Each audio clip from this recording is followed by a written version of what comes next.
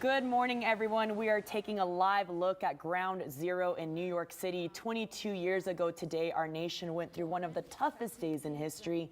We remember the lives lost on this day, and we thank you so much for tuning in. One of the biggest memorial climbs in the country is happening right now here in San Antonio this morning. That's right. First responders from all over the country will climb the Tower of America's stairs twice to reach their goal of 110 stairs to remember the 343 fallen heroes. All right, Clarke is there now. Clarke, what's the atmosphere like out there? You know, Paul, the atmosphere is extremely somber. It is a beautiful morning. However, of course, we have first responders here, people who even have connections to some of the lives lost, the 343, and actually you mentioned earlier, 334 or Instead 40. 343, it's actually 344. That's incredible. Yes, a lot of people don't know that. Tell me a little bit about that, Dawn. I know that you organized this event. This is the 11th year, right? It's our 10th year, 11th event, 11th climb, actually, yes. That is so beautiful. So tell me a little bit about what inspired the event and also about the extra first responder you added in there. The extra first responder, what it is a lot of people, everybody knows the number 343, and that is the number of the fallen FDNY that perished at Ground Zero. What a lot of people don't know is that there's actually 344. There is firefighter Keith Roma, who was with New York Fire Patrol, who also lost his life that day after saving many people from the tower. And he lost his life as well, but he's not included in the 343. So actually, San Antonio 110 is one of the only climbs that does ensure that he gets paid tribute to as well. And we have a firefighter carrying his tag and paying tribute to him this year as well, and every year that we've had the San Antonio 110. Tell me a little bit about the different groups that are here, because I definitely have seen Bexar County, I've seen SAFD, of course, but there's a younger audience here too. A lot of people who weren't even born when 9/11 happened. So tell me about that. Well, and that's one of the things that makes this event so important, because as time goes on, a lot of people that are entering the fire service were just babies when this was going on, or don't remember it, or maybe weren't even alive yet. And so what this event does is it reminds people, especially in the fire service, and it continues to remind younger generations how important this is, that we continue to remember them and that we stay true to that promise to never forget. Why is it so important for you to hold this event every year, and how powerful is it to see each first responder memorialize those lives? It is very emotional and powerful, and I love hearing that it means so much to everyone else, what we've created here.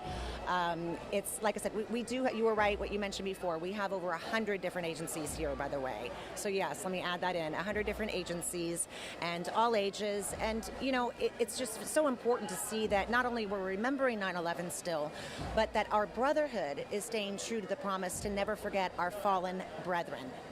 And that's something that as time goes on with the younger generation, we want to ensure is still happening, and this event still allows that.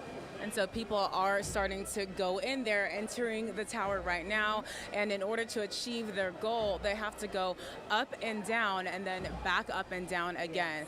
Tell me about that process and how you kind of came to decide, okay, this is what the structure is going to look like in order to execute this. Well, I'd love to take credit for that, but I am not the one to have created the 110 climb. So the 110 climb exists, and there are 110 climbs across the country. I just created this one here in San Antonio.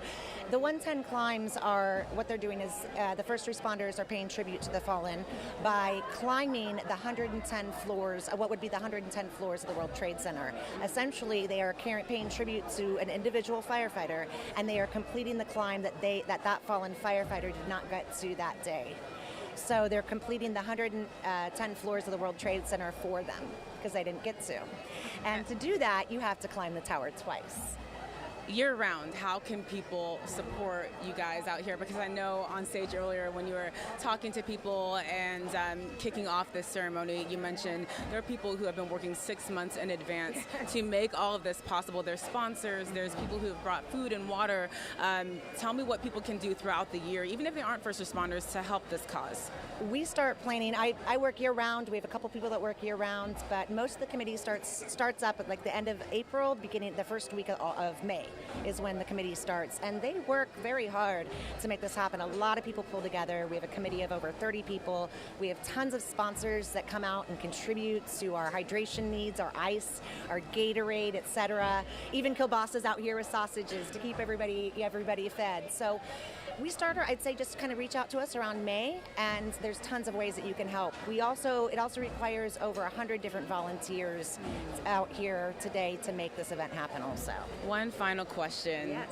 I just admire this so much, and I know you have such deep roots and deep ties as a firefighter. Yes. As a retiree, tell me what it's like to see all of this come together and to be a part of it right now as it's happening.